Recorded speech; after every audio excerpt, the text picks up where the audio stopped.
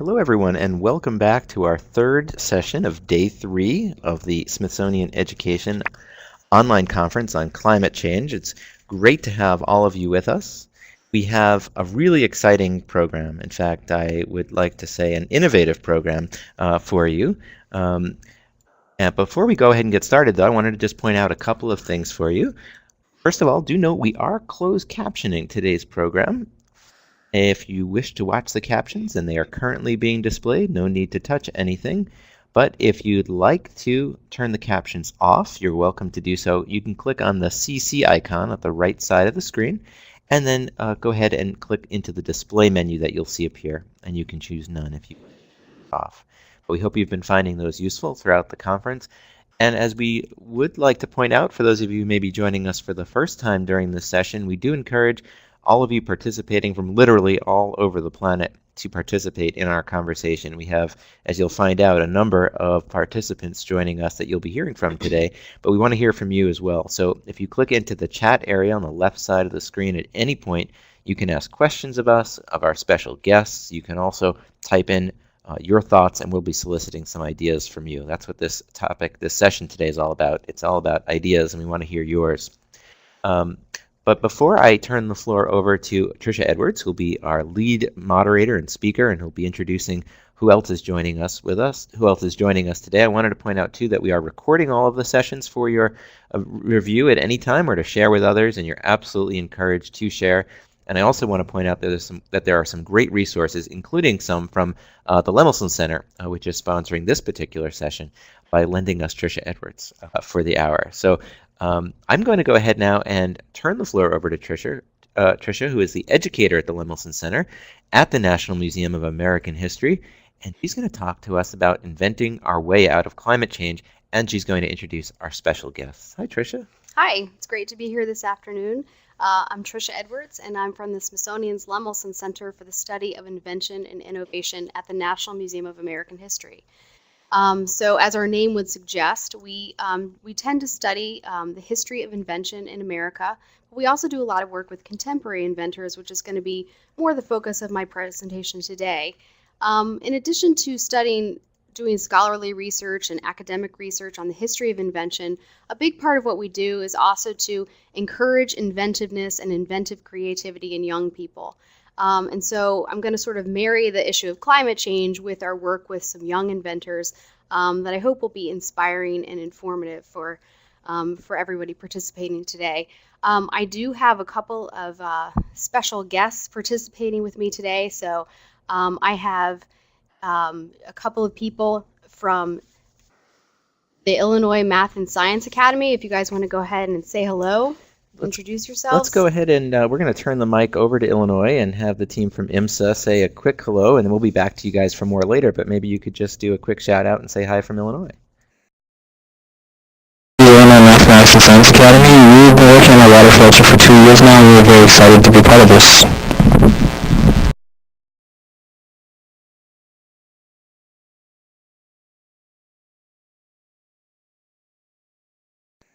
Okay, well, it's good to have you here as well. We'll just make a quick note to our friends at IMSA. When we come back to you a little bit later, we're going to have you lower that volume to where it was when we chatted with you a little earlier today, because that was a little too loud, and we want to be able to hear all of your great ideas. So when we come back to you a little later, we'll just have you turn that volume down a touch. But it's so nice to have you here. We're going to come back to you in a few moments.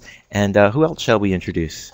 We also have a couple people from SMIT, which is Sustainably Minded Interactive Technology. Maybe we can have the team at Smith say a quick hello.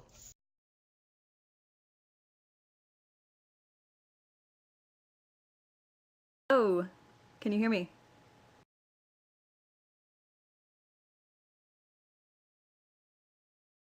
We did. It's nice to hear your voice, and I know that the group logged in here is going to enjoy hearing what you have to share as well. So back to Tricia, and then we'll hear from the others in a few minutes. Thanks. Okay, great. Well, it's really exciting to have some people other than me participating today.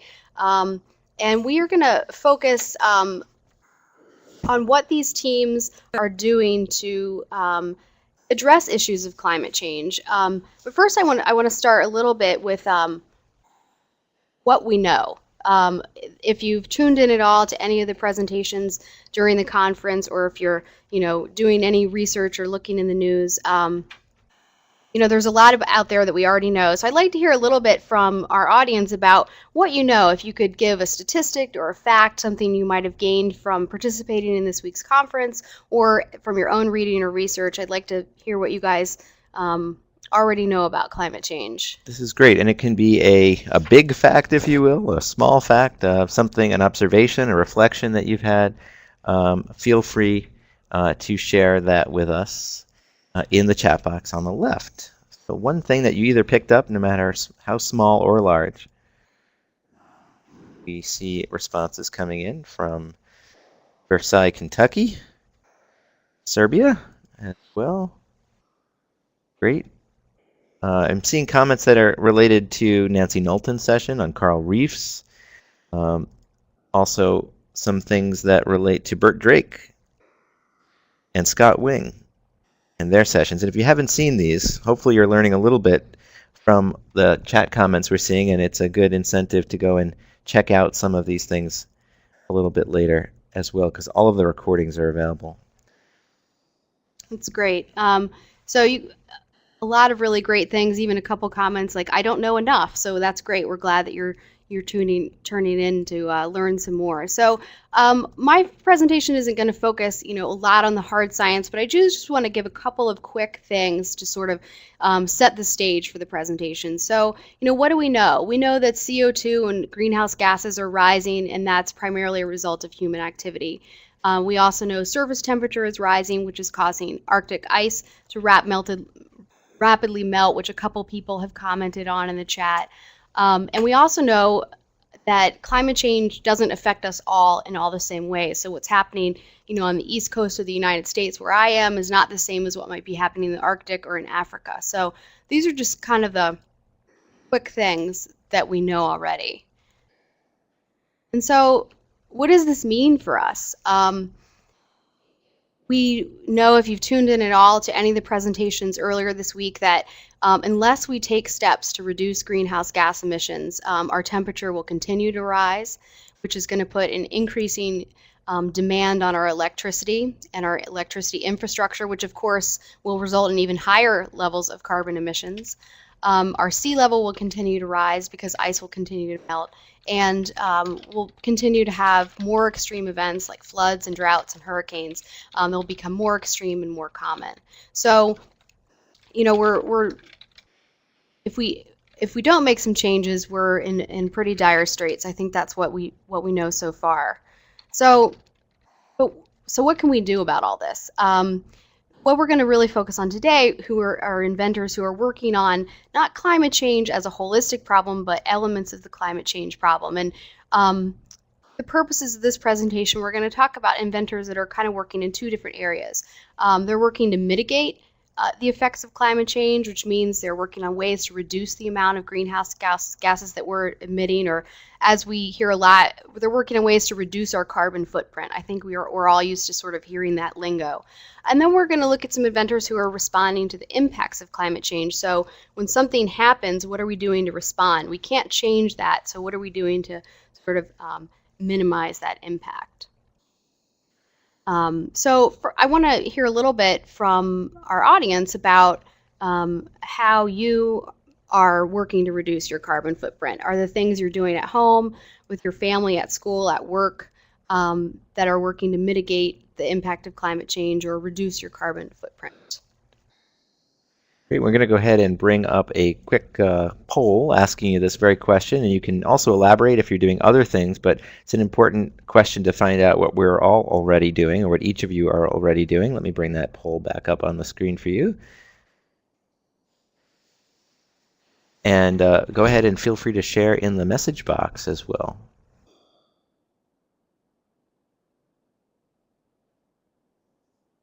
Okay. Great, and I see some results coming in here already, and we'll share those results so you can see how other people are voting and sharing. We've got some people, including Rachel, who's at the Monterey Bay Aquarium, who is biking to work. And I'm going to go ahead and just leave that poll right where it is. I know we have a lot of presenters joining us from different places today, so I'm going to ask them to refrain from, we have one remote control for all of us here, so be careful. Great. People using reusable bags for groceries. Oh, this is interesting. I wasn't familiar with this. Have you ever heard, Tricia, of GOOS paper, goose paper, good on one side? No. That's new to me. Maybe you can enlighten the rest of us about what that is a little bit more. I surmise it's good on one side. I'm wondering about the other side. Well, recycling seems to be the predominant winner here in terms of things that people are currently doing. Yeah, that's great. It looks like people are doing lots of other kinds of things, or multiple things, which is great. And I think that this is a great thing to talk about, because I think we can all do things that can help reduce our carbon footprint. We don't always all have to be inventors to do that. There are things, that little steps that we can each take every day to think about ways that we can contribute to solving this problem. That's great. So now I'm gonna introduce you to our first team of inventors. And I should say that you probably noticed from the title of their presentation that we're talking to innovative youth. And these are, when I do a lot of presentations with people, and when I ask them what does an inventor look like, or who can be an inventor, I get really stereotypical responses of typically, white-haired men working in labs in white lab coats. And that's actually pretty far from the truth. Inventors come from all backgrounds and all ages, and I really wanted to highlight young people today because I think that can be really inspiring for students and other people. So our first, I'm going to show you some images of from our first team. So this is a close-up of this group's invention. Any idea what this is? Anyone know? Go ahead and take a guess. In the box on the left, tell us what you think you're looking at. Our first response from Sarah is, well, let's see what a few others are here. Sarah says solar cell, solar panel. Number of people thinking solar panels here. Okay. Some type. Yeah. Okay, so now I'm going to show you a little bit different image. Some kind of an electric circuit. A cool bug zapper. Thanks, cool Morty. Okay, these are some nice ones. A board game. Okay. Does it look like anything familiar that you've seen before? Okay, someone says it looks like leaves. Yep. Great. Leaves, lots of leaves, lots of solar panels. We might be onto something here. I want to show you one more image to see if this helps round out the picture at all.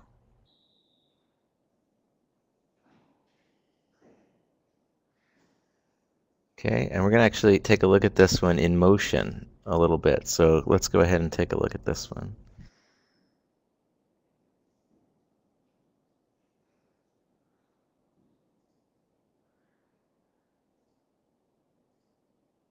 Okay, someone's adding now wind to the equation. Now we're going from solar to wind.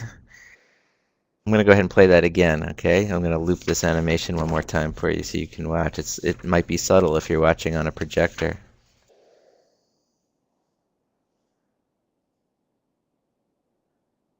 All right. Okay. You've intrigued people. Yeah. Well, it looks like we've got some really good guesses, some really accurate guesses out there, having to do with solar and wind energy, and you guys are absolutely on the right track. As well as some people who commented that it looked like a leaf or a tree. This is really interesting invention from group SMIT, who introduced themselves briefly earlier, and I'm wondering if our friends from SMIT can kind of come in at this point and tell us a little bit about what we were.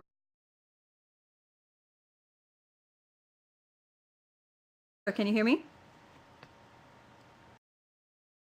Sarah Cochran, and you are absolutely right. What you are seeing is called solar ivy. We also have a product that we call Grow, and both Grow and solar ivy were invented by Samuel Cochran, who is right on the picture on the left and on the left. So we are brother-sister team, and we formed a company that makes this product called Solar Ivy and also called Grow. The difference in the two products is Solar Ivy is a solar all by itself, just solar, and it's absolutely right. Someone said that they look like leaves, and the concept was really Samuel's. It was actually his thesis in college, and he walked by some buildings on his college campus every day, saw these walls of ivy that would move in the wind, and what inspired him was that the ivy leaves would always look for the sunniest spot on a building and find that to be its home, and inspired also by the wind that moved through those leaves, and took that, and it inspired him to design a prototype for a solar panel that also generated wind power.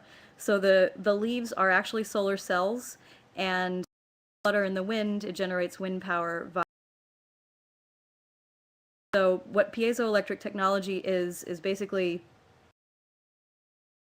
object is flexed because of a piezo ceramic in the self, or actually in the stem in our case.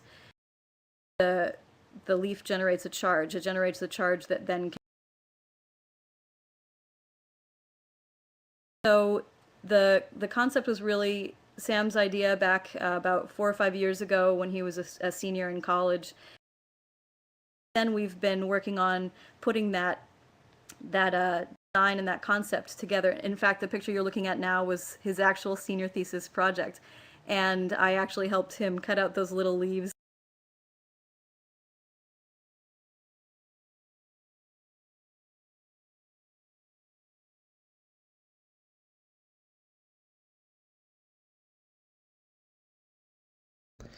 Right, we're going to jump in here. This is really just an amazing invention, Tricia. Maybe you could just say a word about how we came to know the folks at SMIT. Sure. As I mentioned, I work for a place called the Lemelson Center, and there we have a number of sister programs, I would call them, throughout the country that are also funded by the Lemelson Center. And one of those groups is the National Collegiate Inventors and Innovators Alliance, which, among other things, gives awards to teams of college-age students to develop an invention, to basically take it from just an idea to a prototype to market. And so the SMIT group actually received one of these grants from the NCAA back in 2006, and they got a little under $15,000 to pursue their idea. So being able to take this from just a concept into something that could actually hit the market. No, I'm not sure if we still have the team from SMIT on hand with us. I'm going to have you try to click on your microphone again for us and see if we still have you. If not, we'd love to have you maybe answer some of these questions. There you are in the chat on the left that have come in. A couple of questions about what the output of the device is it available, and how much does it cost? Absolutely. Well, as Tricia has mentioned, we've gone through an extensive development process, and Grow was the first product that we developed through a proof of concept. The image that you see that we're holding is actually a visual prototype, and then our proof of concept, which is kind of the working prototype or working invention, if you will, we developed with the grant from the Lemelson Foundation. Is it for sale? Solar Ivy is actually going to be for sale in the second quarter of this next year, 2010. The difference between Solar Ivy and Grow, as my sister Teresita said, is the difference in the hybrid and solar only version. The other difference with Solar Ivy is that we're utilizing a lot of manufacturing techniques that are available now, and so we're ready to manufacture, and we are actually taking pre-orders for our first manufacturing run. You know, it's a big jump to go from a proof of concept or a prototype of any product, and then having it be manufactured at a reasonable cost. Our cost projections are in the neighborhood of $40 to $50 per square foot, but that's for the first run, and we're looking to have that price drop significantly when we have higher volumes of production. The cost per watt, which is a big question that always comes up, at the moment is around $20 per watt installed, and that has, I say installed because there are certain characteristics of our product that make it easier to be installed versus a typical solar panel. And the average cost per watt for like a typical square rigid solar panel is around $10 per square foot, or sorry, per watt installed.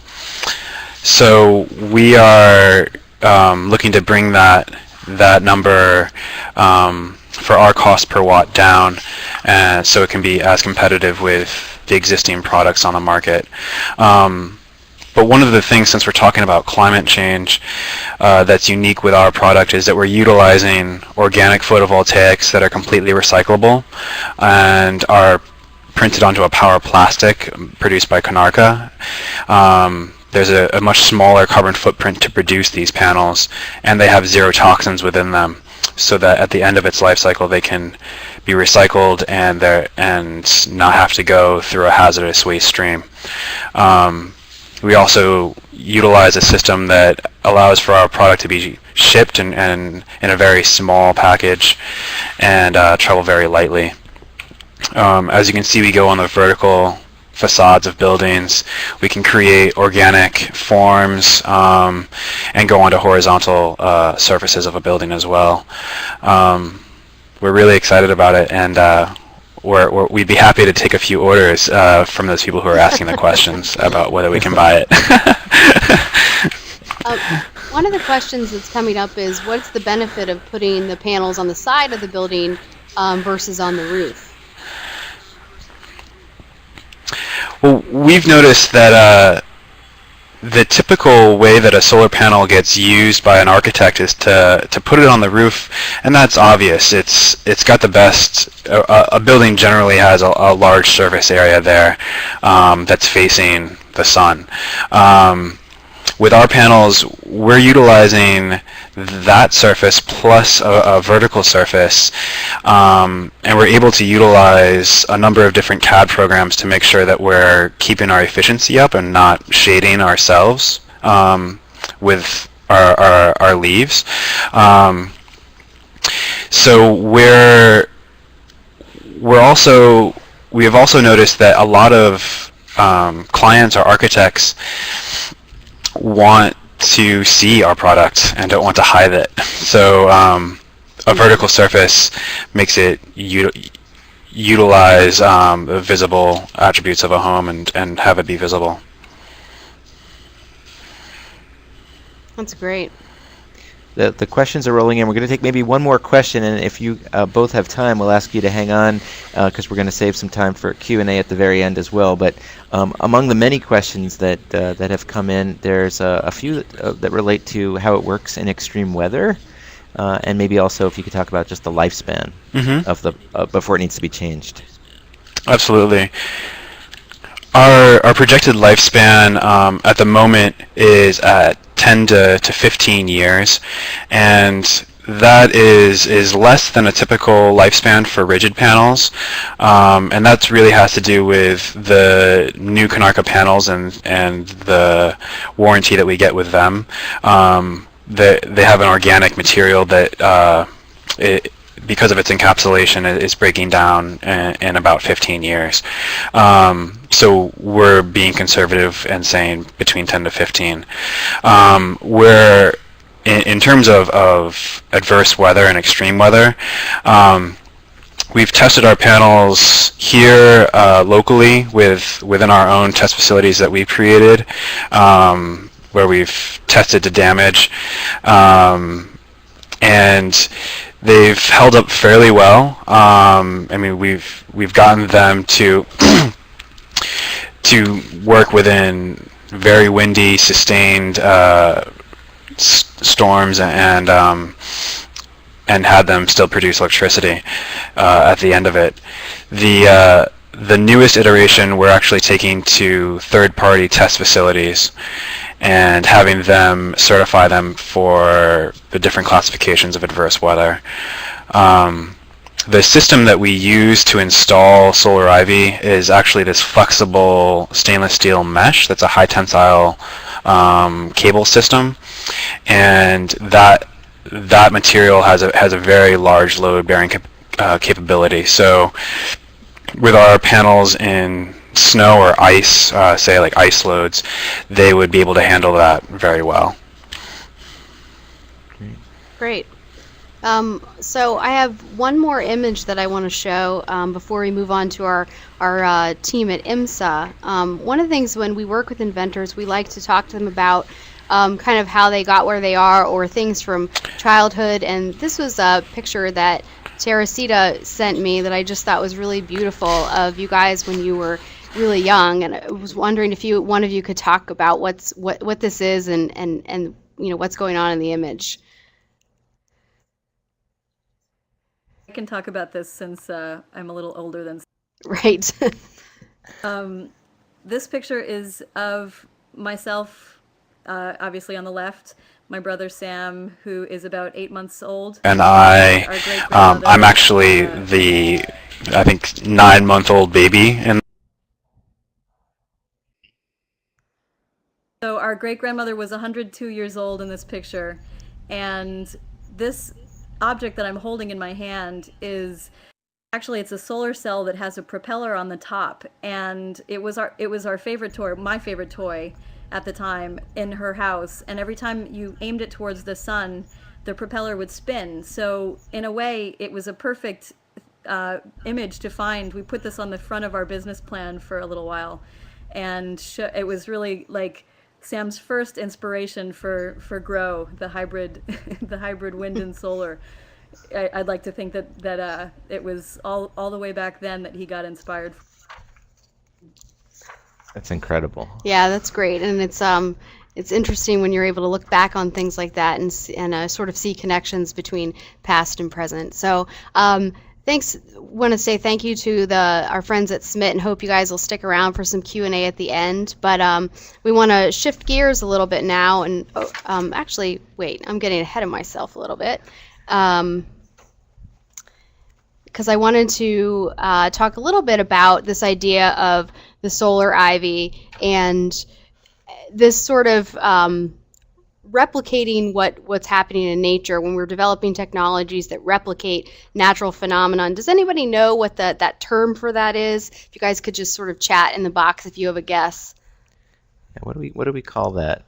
By the way, I'm thinking, I wonder how many people, as they think about that word, have a photo of themselves that suggests they have something to invent based on something that they were entranced by as a child. So think about that. We might all have an invention like this in us. Yep. You're hearing a lot of people say that the word is biomimicry. Ah, excellent.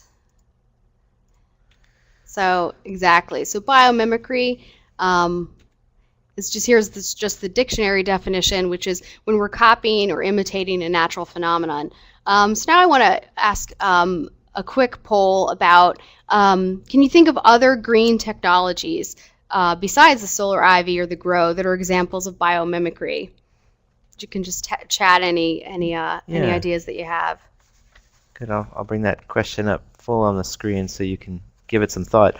Mike Eng in Providence. Thanks, Mike. He's jumping in with Velcro. Ah, excellent. Velcro was indeed inspired by nature. This one's interesting from Monterey. Submarines. Interesting take on that, yeah. Great.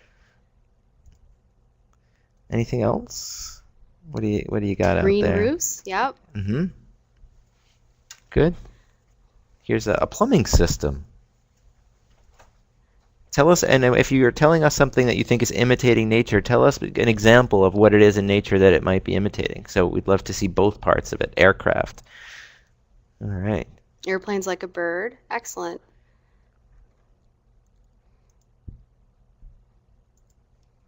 Fur coats. Okay. any kind of filter, which is like soils. These are great. Well, I'm going to show you just a couple of examples that that I think of when I think about biomimicry. And please keep these things coming. So we have feathers, which actually inspired wind turbines, which is a great example, which is maybe a familiar one.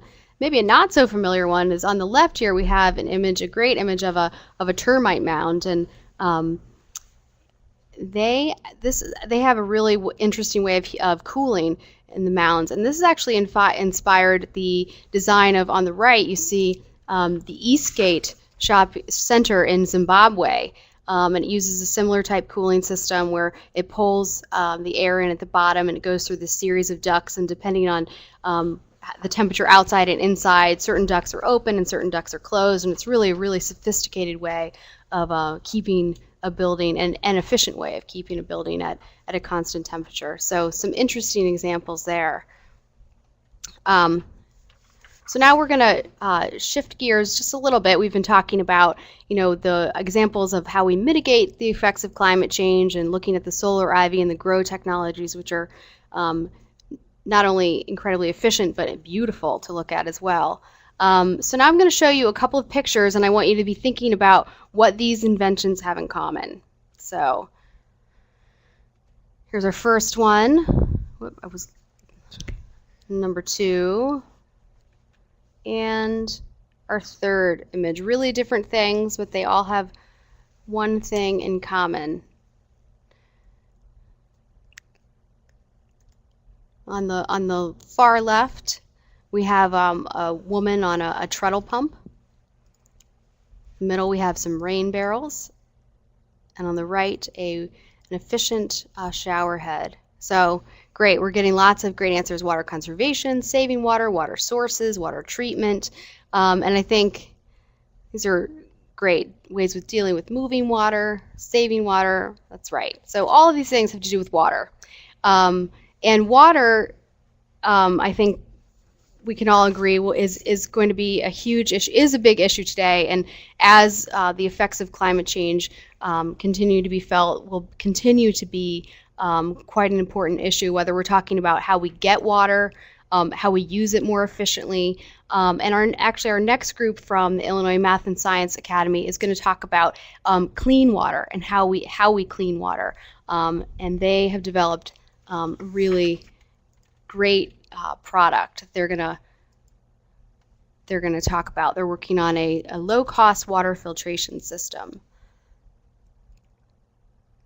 Great.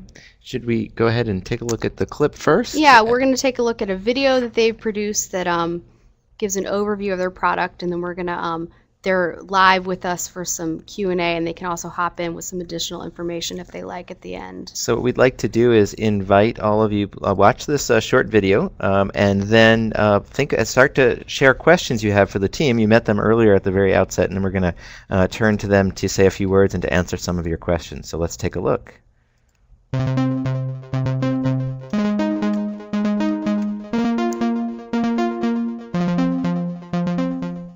A few years ago, myself and some other IMSA students were trying to find a way that we could help developing countries. And we found that one of the most significant problems still facing them is access to clean drinking water. With that in mind, we looked at filtration systems, but found the vast majority of them were simply too expensive and too difficult to acquire for a family or a village. We decided to develop a low-cost, durable, portable water filtration system. When we first began the project, we employed the sieve method. So we used a two-step filtering method. First step was a clay pre-filter that would remove most of the silt in the water. The second step was a polycarbonate filter with 0.2 micron pores, which would actually filter out the bacteria and pathogens in the water. However, this resulted in really low flow rates, so we changed our method to the kill method. Using the same filter that we had before, we impregnated this clay filter with colloidal silver, giving it antibacterial properties. Also, we still used the second stage filter, only the pore size was increased to 1 micron, so most of the large particles were removed. So to further increase flow rates, we changed the disc shape of the clay filter to a more conical shape to increase surface area.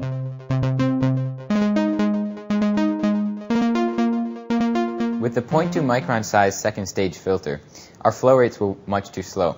We decided to investigate pressurization or evacuation to increase these flow rates, but eventually determined that this was neither cost-effective nor efficient.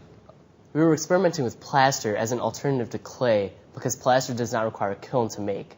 But we realized that we would need to use something other than sawdust to make the pores in the plaster. Right now we're experimenting with wax, but right now that's a work in progress.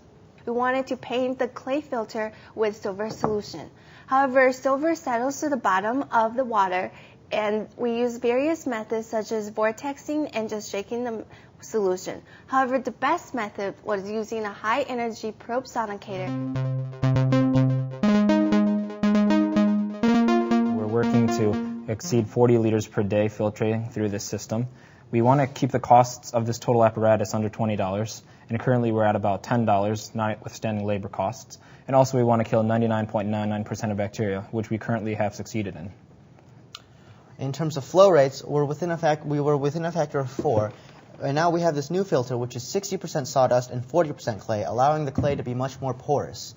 Currently, for preliminary testing, we are within a factor of 2 in terms of average flow rate. We would like to keep working to meet and eventually exceed our goals of 40 liters per day.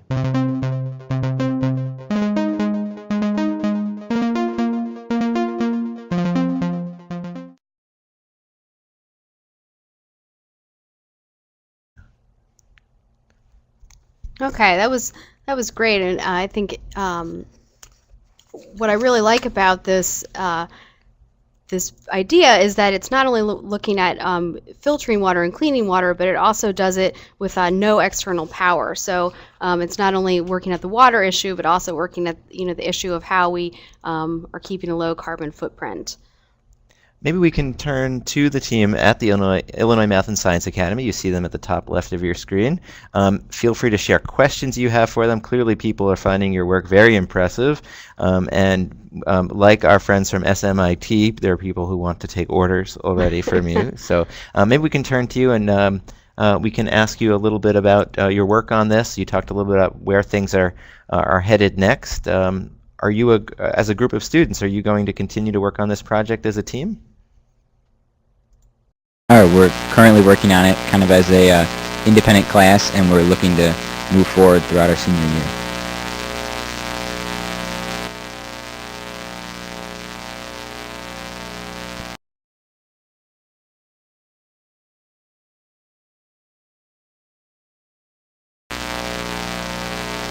Hello? Yep, we hear you. Thank you very much. We're going to go ahead and take another couple of questions here. Here is one from Debbie, Debbie is one of 17 students joining us from Chesney High School, and someone over there would like to know, how long do you want the filter to last? How often will it need to be replaced? Good question.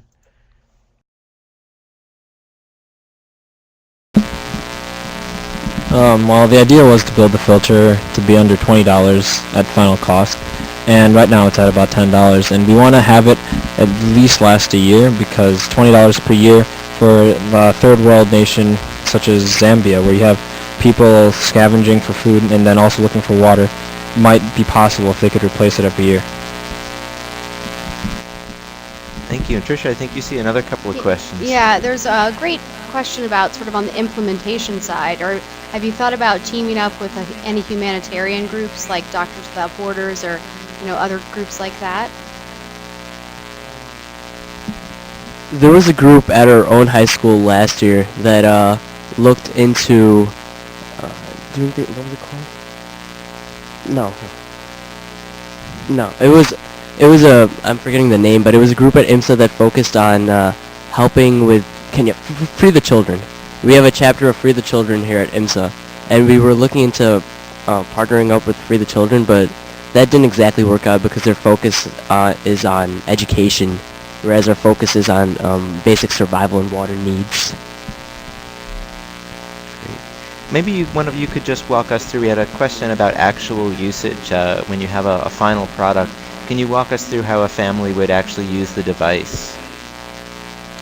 Well, the shape of the device is actually about a long PVC tube with the filters inside. So you would actually just pour the water through the top and then wait for it to come out the bottom. You would have some kind of, container to hold the water. So it's actually very simple. It works by simple gravity, and because it works by simple gravity, we're trying to find ways to make the water go down faster. Okay, that's great. We know that we have a bunch of math students in the room, so the question is, what's the average age of the inventors? We're all about 17. Yeah. Okay, good answer. I'm interested in having you guys talk a little bit about how you worked as a group and who, besides just you students, was involved in your process. Did you have teachers or mentors working with you? Well, we have 2 mentors. We have Miss on the right side here, and we have Dr. Carlson on the left side there, and they're actually the people who guide us through the process. They check our lab journals, so we are following protocols. But we're also somewhat self-guided. We decide what we want to build when. We set our own deadlines so we can talk to our own teachers and figure out when we can come in and work. We also have a group of seniors who graduated last year. They put a lot of effort into this project, and we'd like to thank their efforts as we continue this project and hope to take it to the next level. That's great. Well, I should also mention that like our Solar Ivy team, this team is part of a program, another sister program of the Lemelson Center called the Invent Teams, and this is a program open to high schoolers from across the country. They can apply for grants. IMSA received a grant of a little over $7,000 to work on this filtration system, and it was really, it's a collaborative effort between students. And we'll have more information at the end. Maybe before we officially thank the team from IMSA for sharing their time with us during the school day, we had one question from someone participating who asked, what message would you like to share with students who are either watching with us live? We know we have a number of schools across the globe watching, and people will be watching the recording. When it comes to the kind of approach, the particular message you'd like to share with others? Well, if there's one message we could share with high schoolers around the country who are watching this, it's that, anyone can be an inventor. You don't necessarily need to go to a math and science school. You just need to be creative. And you need to think creatively and inventively and find someone in your school who's willing to guide you on that like we did. You just need to open your eyes and ears and look for a problem that needs to be solved. And if you do that, and if you think at it eventually, you'll find a solution. And that's basically how the world has invented so far, I guess. That's great. And I think we have maybe one more minute. I'm wondering if we can ask Dr. Carlson as the teacher if he has want to share any insights into the project. What I liked about this project and Invent Teams in general, it was very much student-driven. So the students, as you saw Alex Drummond at the beginning of that video, came to me with the idea. And I like that there was the support of the Lemelson, MIT Invent Teams and other organizations to help out. I wanted to make one clarification. Since this is the second year, these students don't necessarily have the advantage of being present the previous year when a lot of things happened initially. I just want to say with our filter design, this is a novel application, but we are by no means the first to use ceramics and silver impregnated ceramics for this purpose. If you saw in the credits of our video, Professor Manny Hernandez at Northern Illinois University was very helpful getting us started using ceramics and impregnating them with silver, and he's worked with organizations throughout his life like Potters for Peace. So there's a lot of people coming at this problem worldwide. We're just happy that we can be a part of it and make a contribution, and I'm very proud of the people you see sitting here as well as those who have graduated. Great. Well, I want to say thank you so much again for participating. I think it was much more meaningful to have you all live than to have me just talking about your project. So thanks for Absolutely. participating. You know, Tricia, something else that strikes me, and I see others in the online audience as well, is that we've been talking about this issue of global climate change in some ways it seems so big. You suggested at the outset some things we can all do to help with the issue, but this is a wonderful example of people taking it to another level and actually, as the students just shared with us, looking at a problem and saying, how do I actually solve it? Well, I think that's really important. I mean, if we think about global warming as a holistic problem, it's completely overwhelming, I think, to most of us. And so, looking at these sort of bite-sized chunks, still big problems, but ways that we can think about how we can work to mitigate or adapt to the impacts of climate change, as our two teams of inventors have done, I think is a really great way to look at it, and a really great way that where we can each individually be inventive and innovative and make a contribution. Great. Well, we're going to virtually wave to all of you in Illinois, invite you to stay on with us for the next few minutes as we move towards the conclusion of the session. And certainly if people have continued questions for you, we encourage them to continue to share them. So thank you all in Illinois. All right, back to you, Tricia. So I think we've seen some inspiring stories. So I just wanted to share a couple of resources with you if you're interested in learning more. These of course will also be archived on the site. So if you don't want to write the website addresses down now, you don't have to do that. But there's a lot of different resources on the Lemelson Center's website, which is that first one listed. We've got a lot of other stories of inventors, and there were a couple questions about, are there resources for elementary or middle school students, and we've got quite a lot of things like that on our website as well for younger students that I think might be of interest. There's the two programs, our sister programs I mentioned, the National Collegiate Inventors and Innovators Alliance and the Lemelson MIT Invent Team program. There are links there. You can learn more about how to apply for those grants. And of course, you can check out more about our two teams of inventors on their websites as well. I think you'll find a lot of great additional information and you'll find it really useful and inspiring. Great. So we have just a couple minutes left. If people continue to have questions for the group, feel free to share them. Don't forget, we can also continue to share in the online discussion forum as well. One more question, if it's not too late for the team from Illinois. There was a question about I might have put it into the chat box about how do you avoid the fact that the sawdust itself might have some bacteria or some contaminants? How do you work around that? I'm going to put your video back up, and if you guys are still there. Well, the sawdust is actually put into the clay when the clay is made in order to create the pores for the silver to fill in and for the water to flow through. So when we put the clay filter into a kiln, all the sawdust goes away, is incinerated, leaving only the holes left behind. So there's actually no sawdust in the end product. It's basically one of our means of production. Thank you. That's impressive. All right. But as we leave, we wanted to maybe do a quick little brainstorm with everybody who is still here with us. And maybe you can just lead us on that activity as we wind down. Sure. We've talked a lot about, we want to leave everybody with the message that in this big problem that we're facing. And so I want everybody to just sort of think about how you use energy, whether it's at home, work, or school. How you're currently using energy at home, work, or school. And then think about ways you can either use less energy or use energy more efficiently, and even going a step beyond kind of unplugging appliances type things. But can you think of anything that you could invent or improve, or something, even if you don't know how to do it, you would like an inventor to be working on?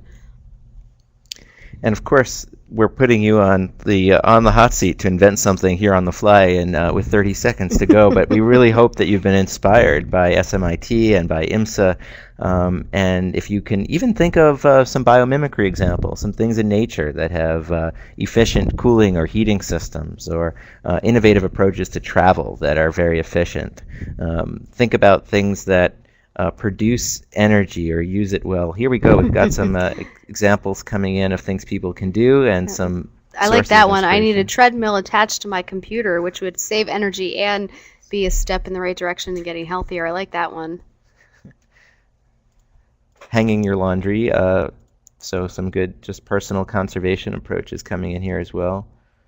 How about from Sarah, making plastic magnetic so we can clean it up out of the ocean. That's a good one. Something that could unplug itself so we wouldn't have to remember. Its final act? Right. These are great. Oh, look at this.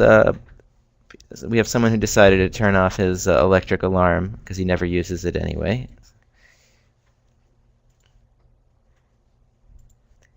Can I encourage us to keep this thread going and inspire others in the online discussion area? Because I think, I don't know about you, but hearing from both the teams in Brooklyn at SMIT and at IMSA, and the great advice we got to other high school students, which is any problem can have a solution. Isn't that right, Tricia? Yep, and that we're all inventive. I think that's a really, really important message to leave with.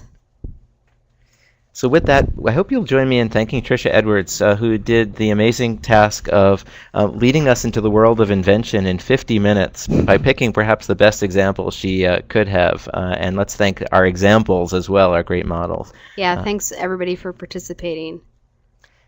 We will take a short break of about 8 minutes, and we encourage you to stick around right here in this room where we're going to have a closing panel session to really tie up some loose ends or maybe open up some new threads for discussion beyond our 3-day conference here from the Smithsonian Institution. So stand by. We'll be back in just a few minutes, and we hope you will be as well.